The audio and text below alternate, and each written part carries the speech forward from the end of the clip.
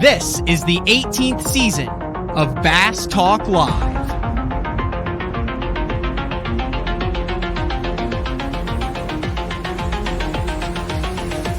With your host, Matt Pangrak. BTL is brought to you by Lowrance, Bass Cat Boats, AFCO, Duck It Fishing, Strike King Lures, Sunline, Big Bite Baits, Spro, X-Zone Lures, Gamakatsu, The Bass Tank, Denali Rods, and Pro Guide Batteries. BTL, coming at you! Good morning. Welcome to Bass Talk Live, where we're going to talk bass fishing. I am your host, Matt Pangrak. And we're going to go a little bit off the board on today's show.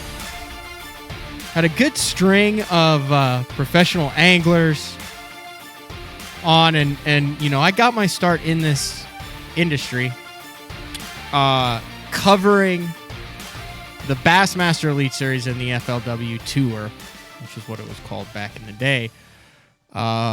Going to the events, interviewing the anglers, writing for BassZone.com. And then that kind of transitioned into freelancing for a number of different anglers doing... I never actually posted on their social media. That was never my cup of tea, but providing content for them and covering their tournaments. That was kind of the last couple years, like 15, 16, 17, before we kind of just transitioned into the BTL in the studio. I say that to say that I got a very exciting guest for today's show, and you have almost certainly, if you've been in social media, seen his work, and that would be Adam Bartusek up in Minnesota.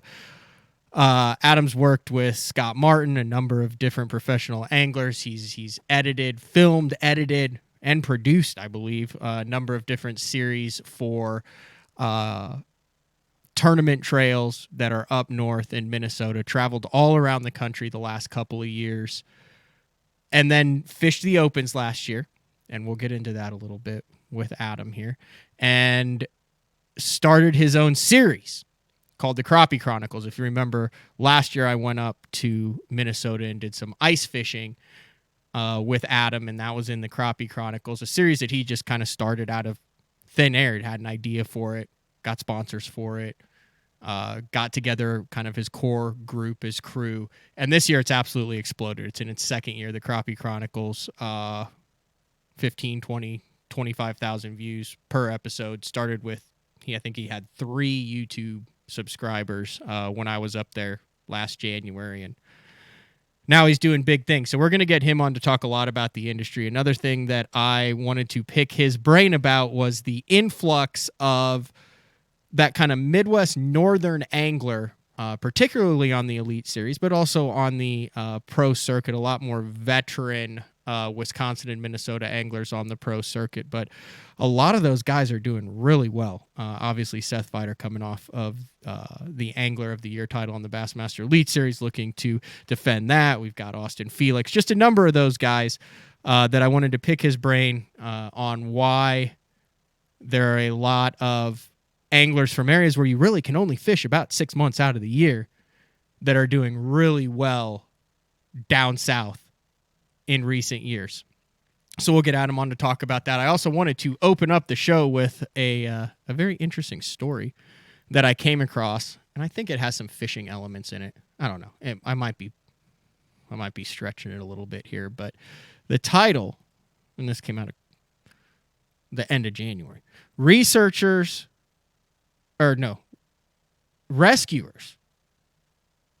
lead stranded dog to safety by dangling sausage from drone. I thought it had some fishing elements in that, so I saw that title and I was very intrigued. In the UK, here's what happened. Rescuers were pondering how to save a dog that was being swept away by a rushing tide. This lady's Jack Russell Terrier that's named Millie slipped out of the collar and then ran onto a gigantic mud flat, and the tide started rushing in. So the dog was stuck and he would not come off of the mud flat. As a result, they ended up going to a local supermarket, getting a sausage, tying the sausage to a string, tying that string to a drone, and then led the dog off of the mud flat by using the drone. I thought that was very interesting. So I guess they kind of fished for the dog and got it off of the mud flat. There's your weird story for the day. All right, let's bring in Adam Bartusek, who is in, I have been there before. He is in his, are you in your cave in the basement of your Minnesota home, Adam? Yeah, in the basement, aka the laundry room. It's the only place I can get and kind of edit in silence and quiet. So we set up shop back here. I kind of introed bringing you into the show, I guess an industry insider, but you've really only been in the, I guess, fishing industry for, what are you going on, 4 years now? 3-4 years? I mean, it kind of all blends, because the other thing is, like, I've been in the ice fishing industry for a while. That's probably since probably my sophomore year of college, which was 7 or 8 years ago. I can't remember. So, I mean, I've been around there for a while, but then blend and always fish bass tournaments, but blending into more of getting involved in everything full time. It's about 2 years now. I think we're coming up on basically. Yeah. But since COVID hit, that's basically what it is. That's my timeline. I remember you had sent me a couple messages and had listened to BTL. I think that's how we ended up meeting. And I had mentioned that I'd like to go ice fishing at some point in my life. And you're like, hey, man, you need to come up here. But your story was basically you were in a, quote, job with quotation marks around it. And then just how did you end up doing this full time? You were unemployed then and then just took the dive? Yeah, so I basically what happened was, I mean, this is a very long story, but we'll make it quick. Truncate it. Yeah, so I was in the ice industry for a long time. I had first started filming and kind of being in front of the camera for ice fishing shows with a buddy and his company called Team Yukon Outdoors at the time. Brent Lopez, a really good friend of mine. So that's how I kind of first got into the industry, and that's where like if anybody knows Sam Moore or Moore Media, he does a lot of the Polaris, Under Armour. He's filmed for a bunch of different Elite Series guys. That's where he started as well, was filming for fun there. And then he went to 13. So I was there too. And then Sobey came on. Sam Sobey, we've actually had him as a guest on BTL in the past, fishes some of the opens as a co-angler and former cameraman for the Guggen squad. Yes, exactly. So Sobey came on, and then we were doing our own ice shows for a while, and then Sobey got hired by Perrick. So AP Basson, if you watch him or used to watch him on YouTube, he doesn't make videos anymore. But Sam got hired by Perrick, and then I took over filming everything. So that's how I ended up like doing all the filming and editing. Wasn't necessarily because I went to school for it or anything like that. It was, I really enjoyed kind of that part of everything. And I wanted to keep being on camera and excelling in the industry. So I was like, well, someone's got to edit the videos. So I did that. Fast forward a few years. I graduate from college. I'm working in a corporate sales job. COVID hits and I lose my sales job. Just because of COVID. Like, I mean, no. Did you like it? Did you like your corporate sales job? Like, was that a thing that you enjoyed doing? Yeah, and actually what's funny is I worked for someone who you've had on. I worked for Greg Mansfield. This is just full circle here. Yeah, this is full circle. I worked with Greg Mansfield and Joel Willard. So I ended up losing my job because, you know, Greg's company, that with COVID, it's just strain on everything. Right. So Greg and I are still super great, super tight. And Joel, like we chatted all the opens all the time. I love Greg. He's an awesome guy. But I ended up losing my gig. So then I decided to, after talking with like Sobe and Jay Seamans, Sam Moore, and a couple other guys, they said you should just go off on your own and explain who, like you said, Jay Seaman. We're talking about like some big time freelance videographers, photographers, media. They also do their YouTube stuff, but a lot of the work that you see that comes out of that are by those individuals and their media companies. Yeah, exactly. So, you know, Jay Seaman I think he started with Uncut Angling. There might have been something before there, but I can't remember. But Jay started there. He films everything now. Travel Manitoba, Meat Eater. I mean, he's doing everything.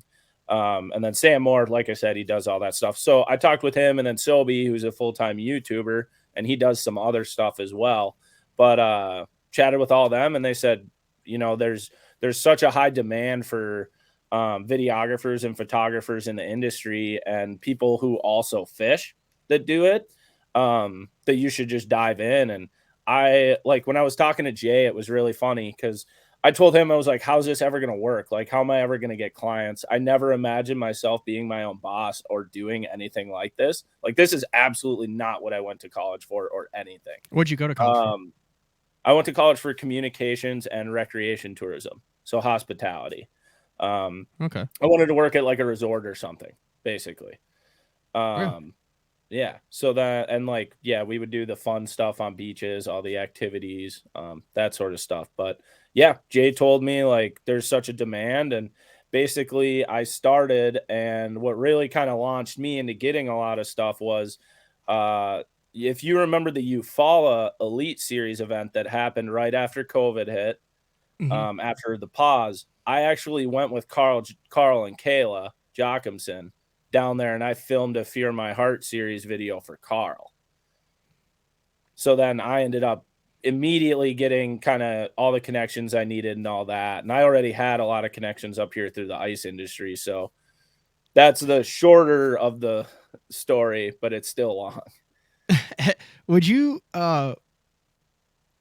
characterize the independent media scene around professional fishing right now as kind of the Wild West as far as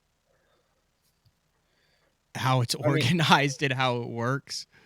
Yeah, I mean, the thing is, there's just not a lot of us. Like, we all know each other for the most part. And that's kind of what's nice, is because we're always supporting each other. I get sent leads from guys all the time. And like Kyle Van Dever actually helped me a lot too when I first started following the Elite Series. And McCoy. That's Kyle is Brandon Polnick's cameraman. Yep, sorry, correct, from the BM BMP series, and McCoy is Scott Martin's new, not new now. He's been around a couple years. He's been there a while now. Cameraman. They have a different new guy now, actually, but yeah, like, so I always have to forget I have to connect those guys just because for me they're just so associated. But yeah, like we all know each other. There's really just not a lot. Like it is kind of the Wild West, but like, simply put, there's just not enough of us. Like, that's the biggest thing. I definitely did that for a number of years, supplemented the income, but I would imagine, unless it's changed over the last couple of years, it's a really, or you're a dedicated cameraman to a specific angler and know what you've got going in, it's got to be kind of a month by month. It's got to be really hard to make a full-time living in the independent media covering professional angling. I wouldn't necessarily agree with that. I think it's difficult if you're only going to follow tournaments. So like last year, right? I followed the first part of the Elite Series season, basically. Like, I was on the road from February through virtually the end of April. So I was at the St. John's, I was at Knoxville, stuff like that. But I figured out a way to kind of make income, but one of the biggest reasons I did it was because I wanted to be there. And I figured, kind of like I told you, doing video for these Elite Series pros, that was going to be my learning, compared to being a co-angler, because I could never handle being a co-angler in the opens. It would never work for me. So I use this time in the boat and filming with them and hanging out with them and everything as my knowledge base. And then, you know, made a little bit of money doing it too, but really I was just treading water whenever I was down there at the Elite Series events. Now, where I make much more of my income is, you know, filming for companies or filming like the YouTube series, you know, the Crappie Chronicles. There's a YouTube series called The Bite that I produce. Then there's the Champions Tour, Classic Bass Champions Tour up in Minnesota. It's an MLF style, and I film those whole things. Those videos are, I don't know, if you like tournament bass fishing, I have so much fun. What's that one called? The Champions Tour? Yeah, it's Classic Bass Champions Tour. You just find it on YouTube? Yeah, for sure. And like you'll see guys fishing those that like John Figgy fishes them, who is Seth Fighter's old team partner whenever Fighter's home. Figgy and Fighter? Yeah, Figgy and Fighter. Yeah. Or was it Fighter and Figgy? Terrifying names on Minnetonka. Whose name was first when they were on the tournament? Was it Figgy and Fighter, or was it Fighter and Figgy? It intermingled all the time, and it just depended on which one actually registered. I feel like Seth probably isn't very good at registering on time, so it's probably Figgy and Fighter. Or is Figgy just like isn't the Fighter? best either, so they just roll in the morning and get registered. They're just lucky to show up. As long as they showed up, they probably won. Yeah, exactly. But yeah, so there's a lot of guys like that in. Noah Schultz, who's I think gonna be the next hammer the world's gonna see out of Minnesota. Yeah. There's a lot of really good anglers, so it's a fun thing to watch. And then you get paid to film and produce that series, those different series, and those are more, that's kind of how you supplement as a freelancer. Yeah, for sure. That's totally how I do it. I mean, it's like really busy for a little while and then kind of quiet for a little while. It's highs and lows all the time. But yeah, like that Champions Tour, they had a event on Mille Lacs, MLF style, the same week the BPT will be there this year. So I'm sure a bunch of guys are going to end up watching that video. And it's not going to be nearly the way people think it is. But it's going to be good. As far as editing, do you have a background in that, taking courses? How did you learn how to edit and produce the content that you're getting paid to do? I'm 100% self-taught. Yeah. Watch YouTube videos, have an idea, mess with it, figure out how to do it. Yeah, I never went to classes or anything. Like I said, I mean, I was graduated from college working another job when I started really kind of getting into this. I'm still like, I am not techie in terms of knowing the differences between specific camera gears and lenses and stuff like that. I'm still very much learning all that. But when it gets to editing, like I first went to college to be an English writing major, because I wrote, I wanted to write books. I really liked fiction and everything. And then I got to classes and hated the grammatical part of it.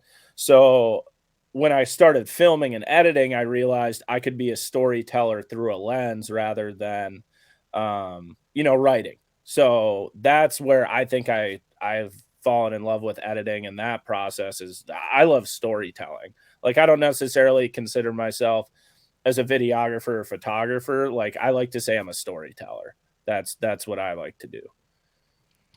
You mentioned who you think the next great angler out of Minnesota. What was his name? Noah Schultz. What Anybody from Minnesota hears that name, they know exactly what we're talking about. What makes you say that? He's won in the last 3 years. He's won 2 boats, and Minnesota has 3 tournaments for a boat in those 3 years. He's won 2 of them. He has won a lot of money bass fishing over the last 3 years. He's fishing the opens for the first time ever this year. He's fishing the centrals. Young guy, old guy? I think he's low 40s, upper 30s. Yeah, it looks like he's probably in his 30s. We'll give him the benefit of the doubt. I just pulled it out. 2-seater boats, no, but $41,000. Hammer. And what is the Champions Tour? You mentioned that. Like, what is the I guess, hierarchy of the tournament circuits. We kind of done a lot on the West Coast. We know about what Billy Egan has done with One Bass out there, what's going on with the Apex series. But there's kind of a whole nother world of tournament fishing up north in that Minnesota area. Yeah. So there's, I mean, the biggest payouts and everything comes from the Champions Tour. So that is done by Classic Bass. It's MLF format. Same thing. They have an app that they use. It's the Real Live Well app. And yeah, like everyone follows them along up here. And then I film everything while it's happening. And we put out a video within the next week of what went down and how it actually went down, so people can watch it. Those tournaments are cool. I mean, the championship, there's 3 or 4 regular season events. It depends on the year. First place is normally 10 or 12 grand for 50 boats. And then the championship, which you qualify through AOI points, they fish for a boat, and it's only 20 guys. So they're fishing for a brand new Skeeter. So that's like super cool. I've gotten the opportunity the last 2 years to film someone winning a boat, and that's like, I get more goosebumps doing that than I have in some of the tournaments I've fished, because like it's the same vibe as like, you know, Matt, when you're on them and you know, like something's happening, like you can feel that, right? You know, it's going right and something's happening. It's starting to lodge in your brain that you might win this thing because things are happening. It's really cool to be in a boat filming someone as a tournament angler when you know that same thing is happening. So the both of you are thinking it at the same time, and you're both kind of panicking and starting to shake and all that. Like, it's cool. It's a lot of fun. We're talking with Adam Bartusek. What town are you in Minnesota? I always just say Minneapolis. Well, I'm in Lakeville, technically. Lakeville, yeah. Minnesota. Freelance editor, videographer, basically has made a choice to make his career in the fishing and outdoor industry. Just kind of a cool perspective of how that works. We're going to take a quick break. When we come back, I want to revisit, you mentioned Noah Schultz. You think the next big thing to come out of Minnesota, but recently Minnesota, and I'm going to throw Wisconsin in there too, because I feel like they fish somewhat similarly. Yeah. Fair enough. Would you agree? Because you fished Wisconsin too, right? No, it's totally different. The same at all. Yeah. Okay, well, we can take the Wisconsin guys out and we can just focus on Minnesota. We'll chat about it when we get back. There is an influx of success on the national level that we've seen over the past couple of years from Minnesota and northern anglers. And Adam's kind of witnessed that happen. He's in that scene, and I want to get his opinion on why he thinks that is. So we'll be back. It's BTL. The Ultimate Fishing System by Lowrance. Your choice of powerful fish-finding tools, all connected. From sonar and trolling motor to navigation and networking. To fit the way you fish. All with touchscreen control from HDS Live, the heart of your system. Find more, see more, catch more. With the Ultimate Fishing System by Lowrance. Upgrade to the Ultimate Fishing System and get up to $1,000 cash back. The new Puma STS has been redesigned from the ground up.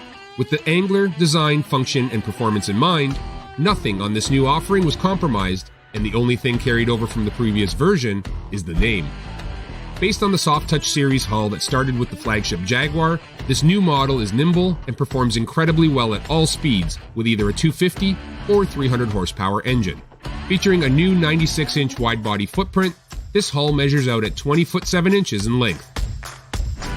Industry-leading design coupled with tournament-winning performance. The Puma STS from Basscat. Feel the rush.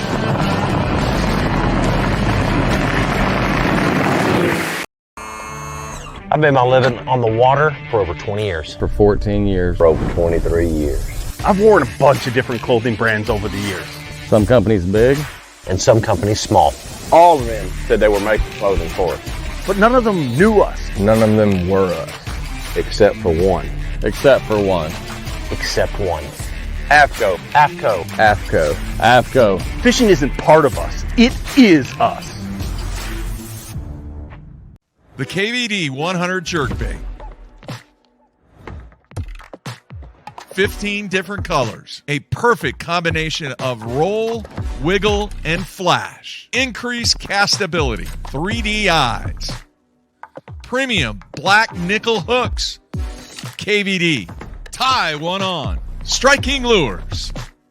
So, you're looking to buy fishing electronics, huh? Are you also looking for true experts to help guide you through it? Well, at the Bass Tank, you've come to the right place. We are live forward-facing sonar pioneers with thousands of hours spent learning through winning trophies, cashing checks, and just having fun. Whatever brand you need, we have it. We offer free shipping, and we have 2 financing options available. Our experts are here to help you. Call us today or visit thebasstank.com. Hey guys, Major League Fishing Pro Jacob Wheeler here with my new Signature Series line of rods with Duck It Fishing. We have my 7.2 cranking rod right here. Crankbaits can be very fickle, and having the right, having a lot of tip can be too much, and having not enough tip can, lose a lot of fish. So you really got to be careful. If there's 1 or 2 techniques that I'm really adamant about having the perfect action as a crankbait, especially like the square bill, Adiki 6, those medium running crankbaits in the springtime when those fish's mouth are pretty tough. That's when I'm really on top of having my actions just perfect.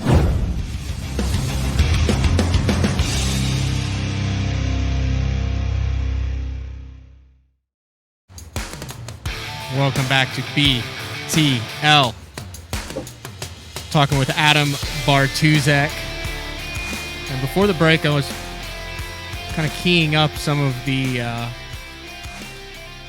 guys that have come out of, well, I said Wisconsin and Minnesota, and Adam said that Wisconsin and Minnesota fish drastically differently.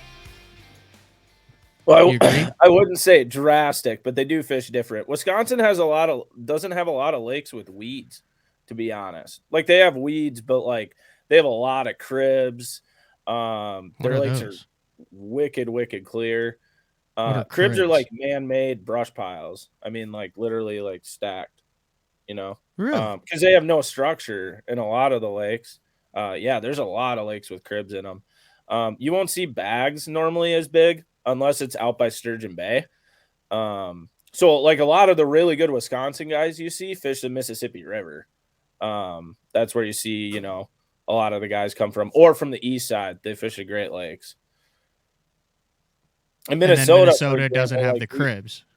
No, we can't have cribs. We can't put them in. There's no cribs, to my knowledge, in any of the lakes I've seen. Like, you're not allowed to put brush piles in Minnesota?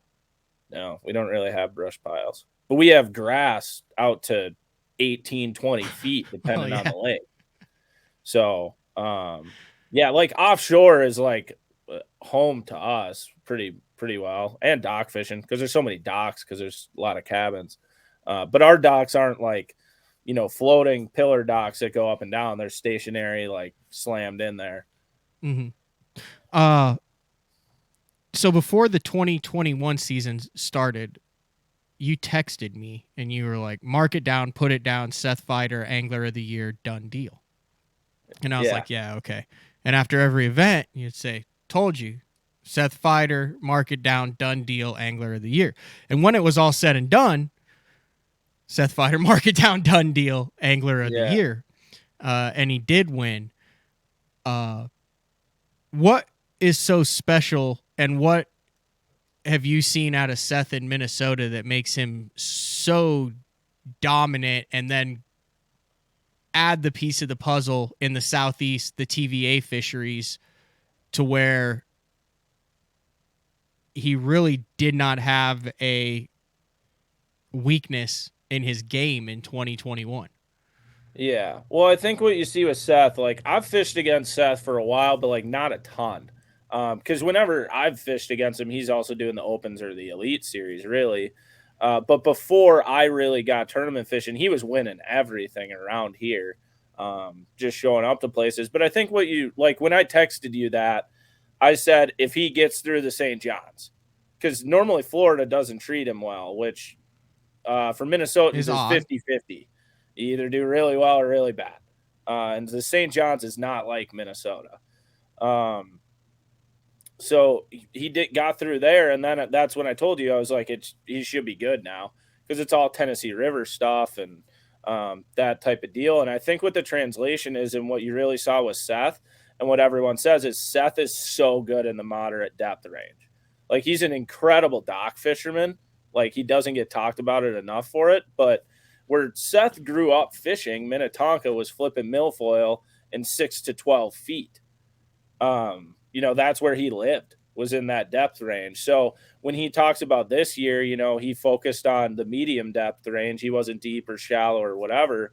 That's his bread and butter. And when you get to the Tennessee River, you're fishing grass with the chatterbait, flipping around, stuff like that.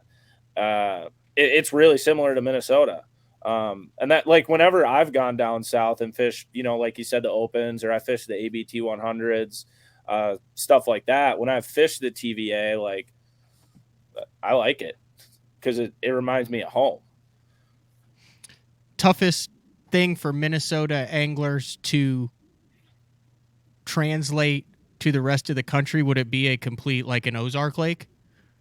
Yeah, but a lot of guys from Minnesota go fish Table Rock and Lake of the Ozarks in like March or April to get out of the winter.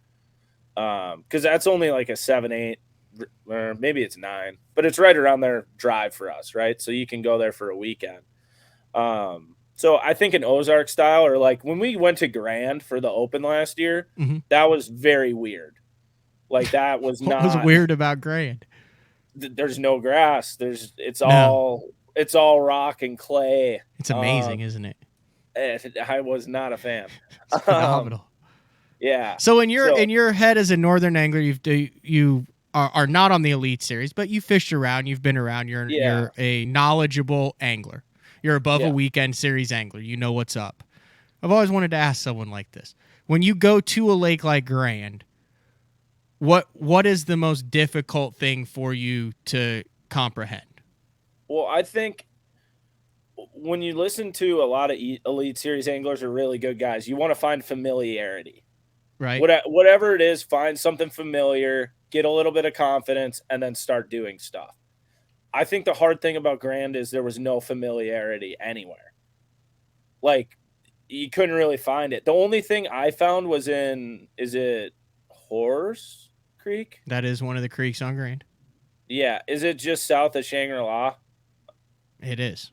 Okay. Yeah. So like in Horse, there's a bunch of flats, right? Ton of flats out there. Mm-hmm. I like that because it reminded me of the Mississippi River and fishing endless sand flats out there, but there were no fish on any of those flats. So I was an issue, really Adam. having a tough time finding anything. Yeah. So I think that's like what was really tough for me. I couldn't find anything familiar. Like even brush piles offshore, whatever Kenta was catching fish on, I never found that. It was just really hard to find familiarity. And I think that's what's hard when you get to lakes like that. Like, you remember you and I ran into each other at Pickwick. I was in heaven. Yeah. I was in the grass. I was like, this is amazing. This is so much fun. Yeah. And I guess it's like when I went up to Minnesota and put in, and it's like, wow, this entire lake is rimmed with cattails, and it's 4.5 foot deep all the way around everywhere you go. And it's the same thing, except with rock and clay and sand and gravel. Yeah, and I think, I mean, you have seen Fighter, for example, do really well on Grand. And that's because when I think of Grand, it's a moderate depth range lake, right? For the most part, you're fishing that kind of moderate depth range, or you're dock banging, and Seth kills it at that. I mean, he's known as a smallmouth guy and a flipper, but he's really where he excels is the moderate depth range. Like, that's his bread and butter. I'm looking at the 2022 Elite Series schedule, and we'll kind of deconstruct it in reverse, but I do not see, based on kind of how you just described Seth, there's no reason he can't win back-to-back. Yeah. He actually should, and I think it might come down to those first 2 stops of the season, because the back end is going to be in his wheelhouse. You end the year on the Mississippi River. Yeah, well, the thing is, for him, like, we've all known about Seth, and I think everybody's seen this now, is like, Seth is this elite level competitor where when he gets a swagger going, he rolls with it. and he just goes. And that's what we saw. Like when he gets going and gets confident, it's like I know whether you're watching basketball or football, like it's that swagger. He has that swagger and he really feeds off of that. But yeah, I mean, this Elite Series season, it goes right in his wheelhouse. I don't know if it necessarily lines up quite as well with like Santee and Chickamauga at the times of year when they're there. But I honestly, with the way this one shells out, I'd look more at Felix. And I had him circled too. There's actually kind of a trio of Minnesotans now on the Elite Series in Josh Douglas, who is a rookie going in this year, but a lot of experience on the MLF Pro circuit and in the Bassmaster Opens in the past. And then obviously Seth Feider, which we talked about, and Austin Felix, who, in my opinion, is one of the top 3 underrated anglers in professional fishing. Ridiculously consistent, very versatile, and a wealth of experience beyond just his Elite Series years. Yeah, and I think the thing, like, Felix is insane offshore. Like, I used to, when I traveled with the Elites, I would film and help Felix gather, like, content for social media and stuff. And Austin will literally scan a whole practice. He will not make a cast. He is one of those guys who will scan the whole time. But one thing people don't know, and you saw at Lake Fork last year, is Austin is one of the best sight fishermen I've ever seen in my life. He can see things that other people can't see. And he's done that on Minnetonka and lakes up here in that May-June time frame and just mopped up on people for a while now. And last year you saw it on Fork. I think he was the only guy who made the final day who was predominantly bed fishing, if I remember right. But interesting. How far is Eden Prairie from Mille Lacs? I don't know, hour and a half probably. Felix lives like 30 minutes from me. Seth, so he's right there in that same area. Yeah. And then Josh is about an hour and a half too, up at Mille Lacs. Well, and Bob Downey's in Minnesota now too. Oh, he moved north. Well, so Bob is actually from Minnesota. Like when everybody was calling him a Wisconsin guy, he grew up in Egan and he lived in Hudson, which like Hudson is like 40 minutes from downtown Minneapolis. It's just on that part of Wisconsin that butts right up to Minnesota. We can consider him that in that same group of anglers. And he showed the same consistency that the other two guys. Yeah, he's Minnesotan. He's fished Minnesota tournaments his whole life. But yeah, he moved up to Detroit Lakes, I think, and got married. Okay. I was looking through the pro circuit list and really kind of some experience, some veterans over there. Chad Grigsby, who has won a couple tour events, was on the Elite Series, is back, and Jim Moyna, I guess, is the old guard. He's been doing this game for a long time. Yeah, Moyna is like the OG from Minnesota. Yeah. What is the view, and we're going to transition this into eventually the Crappie Chronicles, but what is the view as a whole? It seems like there's a lot of recreational anglers, there are a lot of recreational anglers in Minnesota who don't bass fish. You have a very unique part of the country where you have walleye anglers and toothy critters, perch and panfish, even lake trout, right? Yeah. And you get down south and it's, for the most part, catfish, crappie, or bass. Yeah. And everybody who catfishes and crappie fishes also bass fishes. What is the vibe for tournament angling in Minnesota? It's really good right now. And I just want to touch on one thing real quick. You'd brought it up earlier, but why, and you and Mark actually had this discussion all the time, and I always wanted to chime in, so I have to now. Okay. Is it easier for a southern angler to go north or a northern angler to go south? Okay. Northern angler to go south. It's easy. Yes. And the reason I say this is there's a couple, but number one is, and the reason you're seeing so many guys show up now is we have a smaller window to tournament fish and bass fish, but our fish move so fast because like the spawn window is like a week or two. It's not this 4-month procedure going on. You know, when a cold front hits, our fish will snap out and go do something weird. Like But they'll still eat. Yes. So, but that's the thing. So everyone goes, "Oh, your fish are dumb," right? Which they kind of are in comparison. But just because they're dumb for me, they're dumb for you too. They're dumb for everybody. So we all still have to catch the biggest bag. It's just we're getting way more bites. And what I think really helps guys from Minnesota or up north in general going down south is they're constantly seeking bites rather than – so I feel like it pushes them to keep looking more and more and more so they feel comfortable compared to getting like 3 bites one day and being like, I don't know, that was pretty good. They'll look for 10 to 15 to 20. You get what I'm saying? Mm-hmm. They're so used to consistently getting bit. And I think where Southern anglers struggle coming up north is they'll get on a school of 3-pounders and just melee them. Well, like we've seen, that doesn't do anything for you up here. Like you have to find, and people talk about with smallmouth tournaments, the difference between a 4 1/4 and a 4 1/2, whatever. But it takes a lot of talent to find the difference between a 4 and a 4 1/2. Because they are doing different things or they're schooled differently or they're on a different area. And you'll really see that at one of the Elite Series stops this year. But yeah, I think there's so much more recreational angling up here. And with ice fishing, you know, a lot of the Elite Series guys don't do it now, or maybe they weren't into it when they were younger too. But I know a lot of really good bass fishermen up here who do ice fish or fish for other species.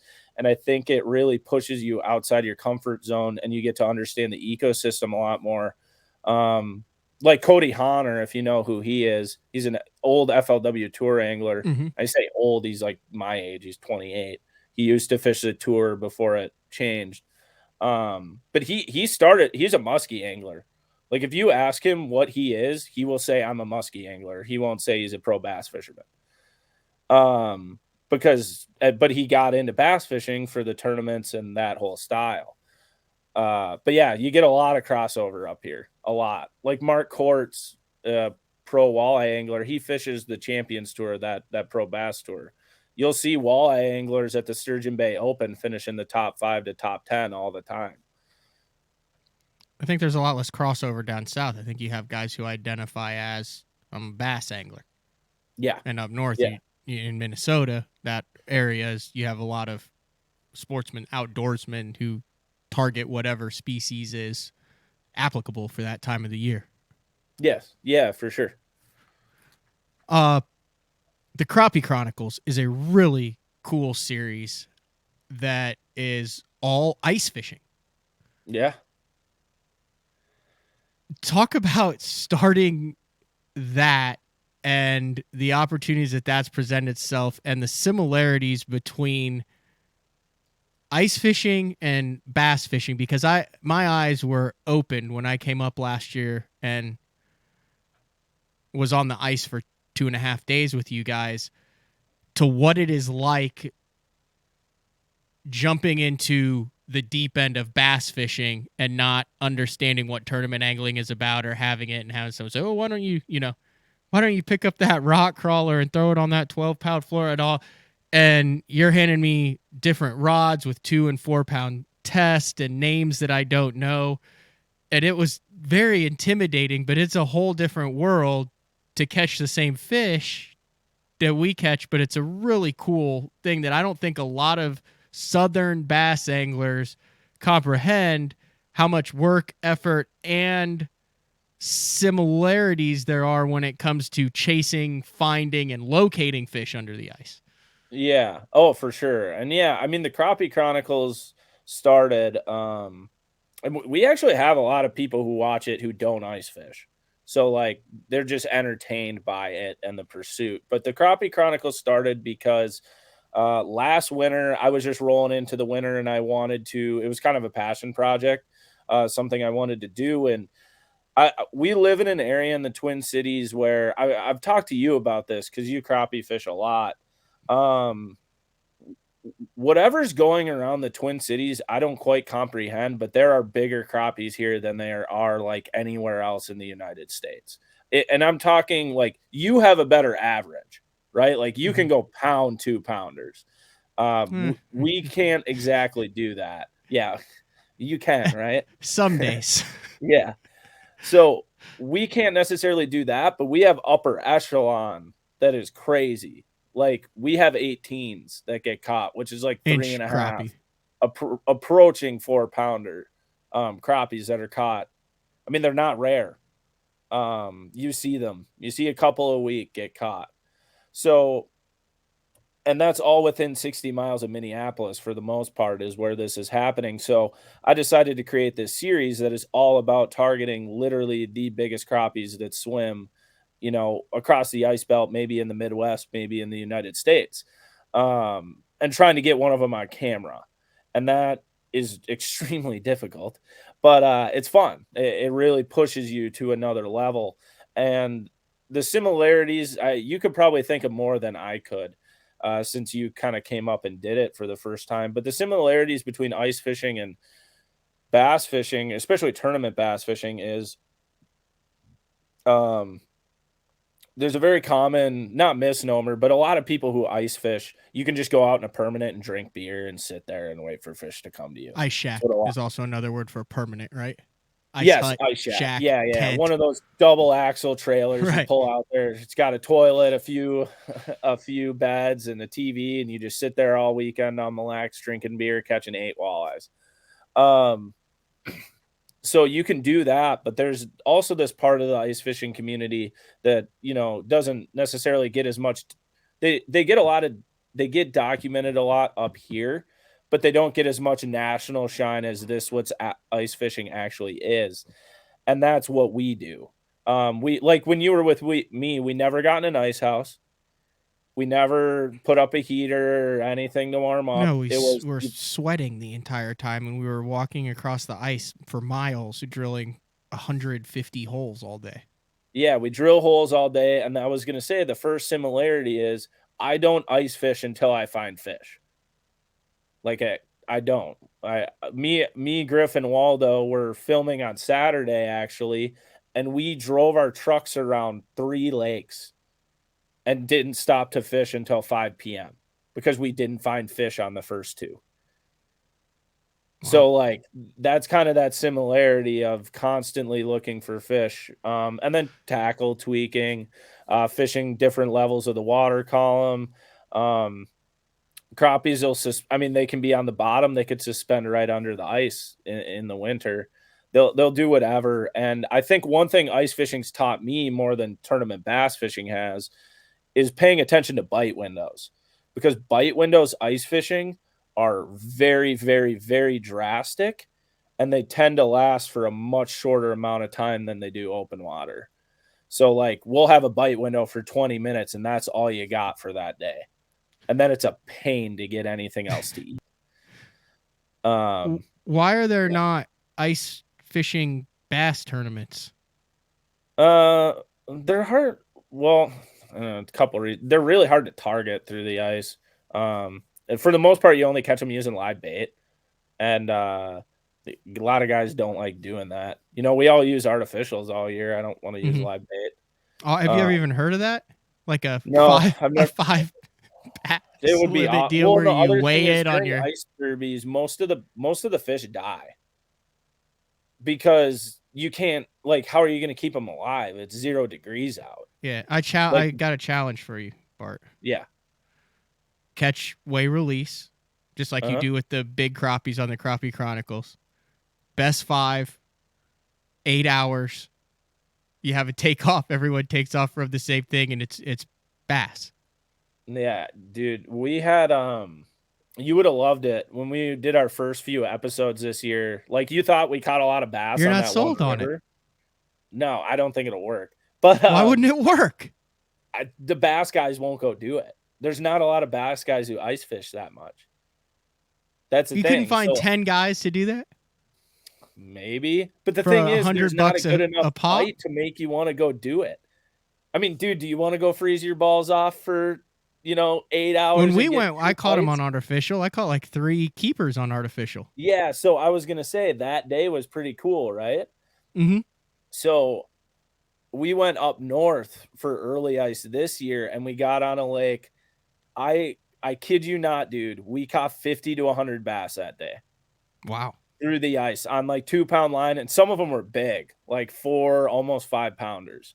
And they were just on a tear that day. I don't know why, but they were eating everything. But yeah, I don't think we could get an ice fishing bass tourney going. We can try. I mean, if some people up here want to do it, slide in my DMs and we'll figure it out. But yeah, I think people would rather just wait until April, May, and then go do their derby.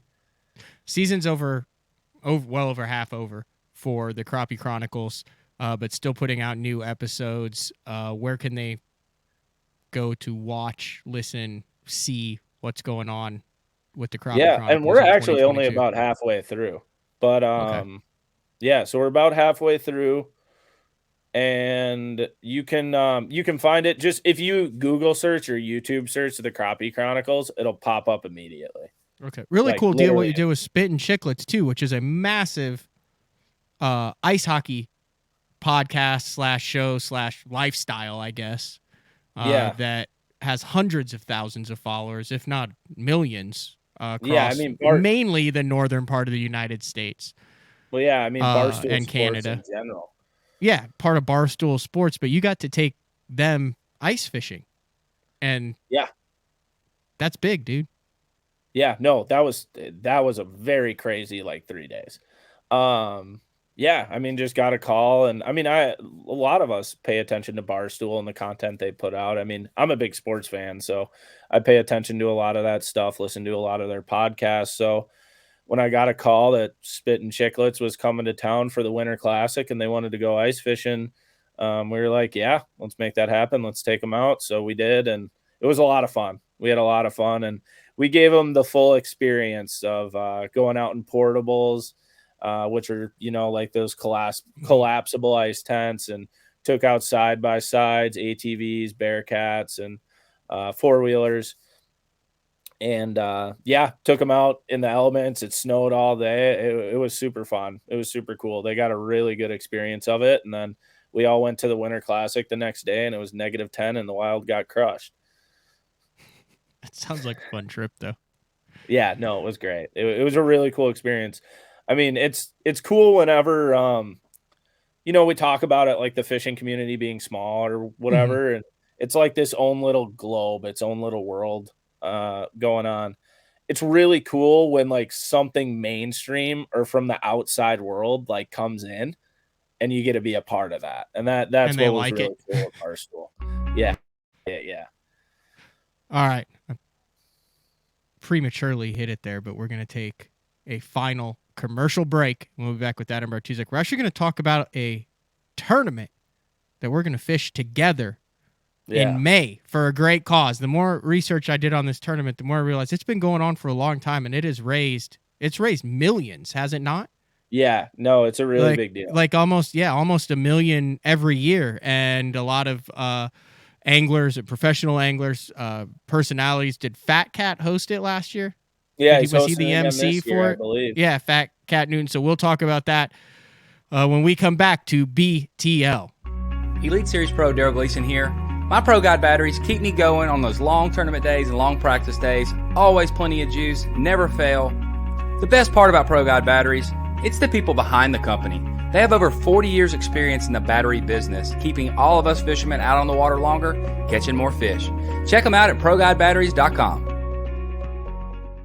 What's up, Bass Talk Live fans? Brandon Polnick here. And ever since I won a couple Bassmaster Elite Series events on X-Zone Lures, I've been getting a bunch of questions of what makes them so special and different. And really, the truth is, it's in the details. The little details, things like no cheap fillers in their plastic. That gives you more lifelike action, more realistic and vibrant colors. But don't just take my word for it. Go to www.xzonelures.com and check them out for yourself. Combining one of the most popular hook styles with Gamakatsu's beefier Superline offering, the Gamakatsu Superline Offset Round Bend delivers the strength necessary to target big fish in heavy cover. Well suited for braided line and heavier fluorocarbon, the Gamakatsu Superline Offset Round Bend is built using stronger Superline wire that allows anglers to easily fish a finesse worm around heavy cover. The round bend offers a larger bite area, perfect for any worm presentation, while increasing your hookup ratios. The newly enhanced Z-bend holds your plastics on the hook longer, reducing the number of pull-offs and reducing damage to plastics. Available in 2/0, 3/0, 4/0, and 5/0, this is the most durable worm hook, designed for heavier lines that hold your bait on longer. Preparation is key to success. And that preparation starts well before you ever hit the water. You're only as strong as your connection to the fish, and your line is that critical connection. Confidence in your line every minute of every day on the water is a necessity, and failure, it's not an option. Sunline makes the fluorocarbon, nylon, and braided lines to give you the strength to guarantee your confidence. One of the cool new jig heads that Big Bite came out with is the ram head, named after the golden ram cliff perch, and it's really designed specifically for the Ned style. But one of the cool things about this jig head and the Gamakatsu hook that Big Bite put in it, especially in the 3/16 ounce model, is how versatile it is. You can actually rig it 4 or 5 different ways instead of having to go through a myriad of different jig heads. This will get the job done. A bunch of different jig heads. You can actually very efficiently get the job done with the new ram head. The Spro Little John crankbait has been around for almost 15 years, and it is one of my go-to crankbaits whenever I need a fish in the boat, so you can never have enough new colors. That's why Spro's coming out with a handful of new colors, including Pearl Shad, which has this bleached out white look, but it's got this pearlescent, really pretty. We've got Copper Shad, which looks amazing in the water. It's got that purple flake on the back, really pops in the water. And then if you want some real pop, we've got Sparkle Shad, nothing but sparkles all over this thing. And then last but not least, we've got the matte Sexy Shad, just a really different looking color for a crankbait. So you want to give them a little different look, that matte Sexy Shad is definitely the one to go with. All these colors are available in the original Little John and the MD.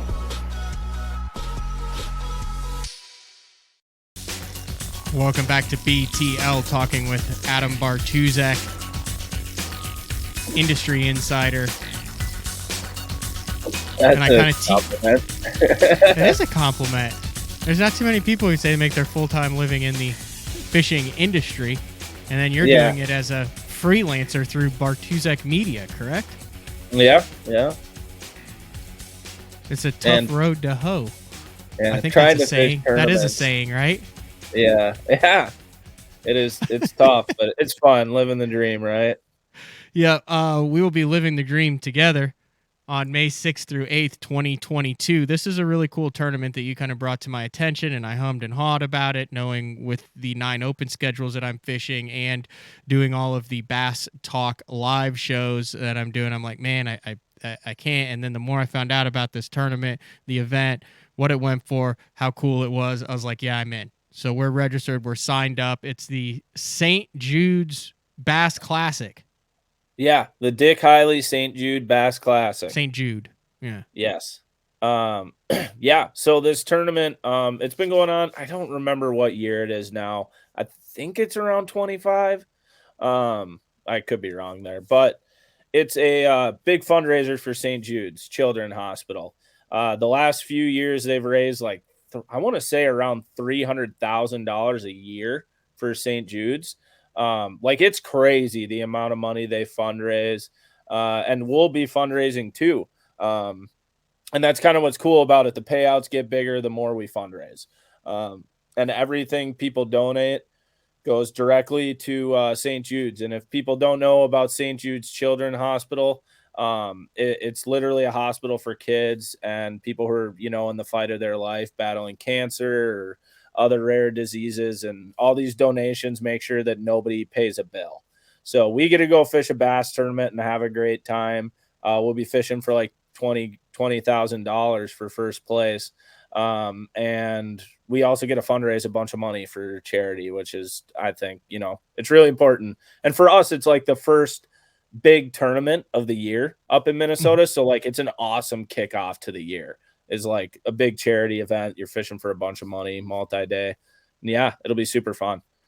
Well, I'm looking forward to it, to experience that. The ball is in your court as far as catching them, because I do believe it involves grass and a river. Correct? Yeah, that time of year probably won't be much grass fishing. Normally the Jude is right lined up with them pulling up. So we're probably going to be we're probably going to fish for brown ones. That's what I do best on the Mississippi Spawning rivers. smallies? Spawning, and we'll do our best if we find a pre-spawn. If we can find a pre-spawn, it's going to be a lot of fun. Really? And if the river floods, we want it to be high. Working on the logistics as far as doing BTL live from that tournament, not sure right now whether we will or not, but one of the cool things is Adam will have, and I will kind of do a little collaboration for the St. Jude's t-shirt. So there will be a BTL Crappie Chronicles t-shirt. Yeah. I don't know if we're going to do two. We probably should have worked out the logistics of this before we were on air. We'll do one or two of them. You get one and I get one, and then you sell it through the Crappie Chronicles, and I do through BTL, and then 100% of those proceeds go directly to St. Jude. Yeah. I don't know. We'll figure out what the Crappie Chronicles or not, but we'll for sure do a BTL one. I know that. And just bass fishing, whatever. We'll do a charity t-shirt that hopefully everyone can purchase. And like he said, all the proceeds will go. And we also actually have a donation page. I'll give Matt the link. I don't know if he'll put it on the website or in the podcast description or whatever it might be, but if you want to donate directly to like me and Matt's team, you can, and like you can get a tax form, everything you need.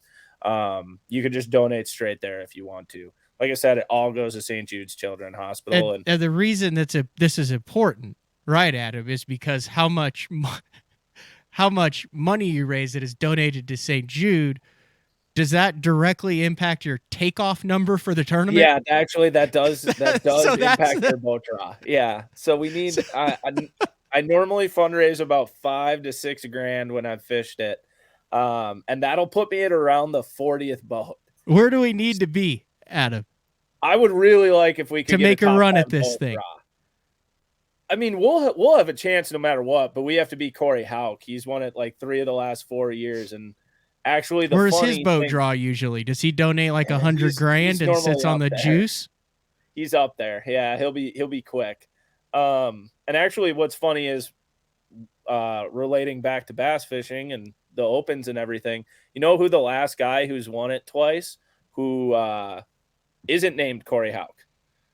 Seth Fider? Joel Willard. Really? Joel Willard. Bassmaster Open and NPFL fame. Yep. And Scott Pellegrin, who both fished all the opens and everything. And yeah, Fighters fished it. Jacob Wheeler was there a couple of years ago.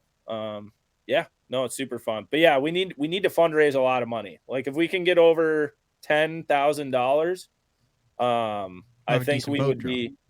Well, obviously, I think they give us a good for boat St. draw. Jude. It's for St. Jude. Yeah, it's all for St. Jude. Boat draw is secondary. Don't want to. But boat draw would be nice.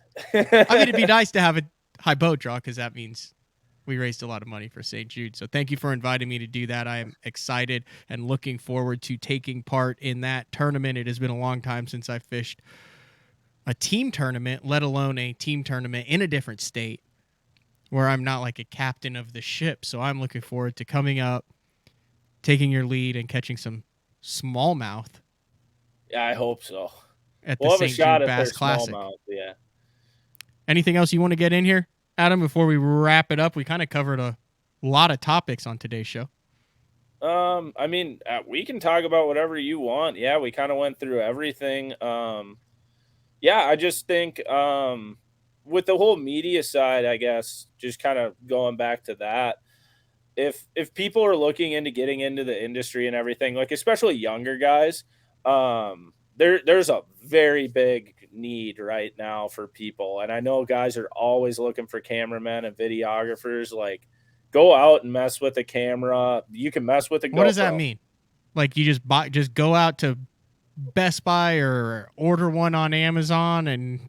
Dude, you can film with your phone these days. Put your phone in landscape mode and go around and start filming stuff and mess with it in an editing software. I use Final Cut Pro. Adobe Premiere is also really good.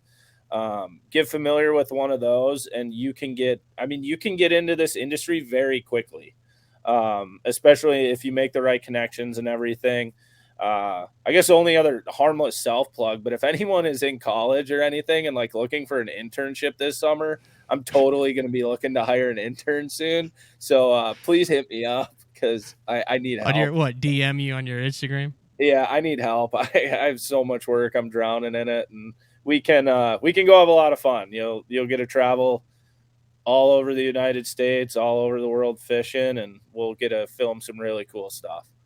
I need help too. I'm like a month in. I'm kind of starting to hit the right buttons a little bit now, but I could definitely see why 14 years ago Jeffrey's hired quotation marks. Jeffrey's obtained an intern. Yeah, obtained. And then kept me around with free rods and reels and baits for a year or two. Yeah. So. Yeah. No, smart. I'll try to actually pay my intern a little bit other than tackle, but yeah. Well, yeah. I am really looking forward to that. And like on a serious note, there is a ton of guys looking. So if it's something you want to do, it's totally possible. And just take the leap. I think that was the hardest part. I think you and I have talked about it, Matt, but the hardest part about going and doing it in this industry is literally like going and doing it. Yeah. Just literally doing it. That's definitely the hardest part. And I think we all have inspirations and everything. I think it was really cool you had Zaldane on kind of talking about the Guggen thing because, that's where I got my whole start in this because of that. Yeah, it's good stuff. Adam, thank you for jumping on BTL. Now, I know you have a lot more editing to do for the Crappie Chronicles. Go check that out. That's a really cool series, even if you don't ice fish. And check out all the other series.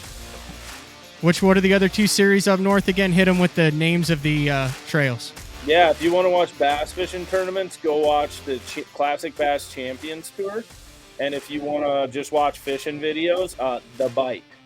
The Bite and the Classic Bass Champions Tour. Yeah. All right. That's it for BTL. We'll talk to you tomorrow.